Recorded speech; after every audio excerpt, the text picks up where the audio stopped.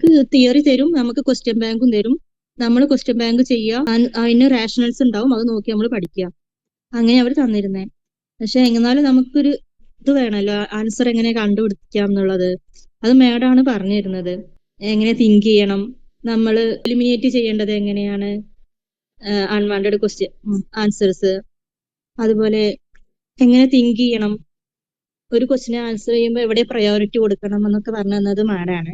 അതുകൊണ്ട് മാഡത്തിന്റെ ക്ലാസ് ഭയങ്കര ഉപയോഗം. ഞാൻ 2 മാസമേ കൂടിയുള്ളൂ എങ്കിലും അതെനിക്ക് ഭയങ്കര പ്രയോജനപ്പെട്ടു. തിയറി പഠിച്ചുകൊണ്ട് ഒന്നുമില്ലെന്ന് വെച്ചാൽ, കാരണം തിയറി എനിക്ക് അങ്ങനെ വലിയ നോളജ് ഒന്നുമില്ല. എല്ലാം ഒരു ഡിസീസ് കണ്ടീഷൻ അറിയാം. ഒരു ഡിസീസ് കണ്ടീഷൻ പഠിക്കുമ്പോൾ നമ്മൾ അതിനെക്കുറിച്ച് അതെന്താന്ന് അറിഞ്ഞിരുന്നാൽ മാത്രം മതി. അല്ലാതെ അതിനെക്കുറിച്ച് കൂടുതലായിട്ട് ഡീപ്പായിട്ട് തിങ്ക് ചെയ്യേണ്ട ആവശ്യമില്ല.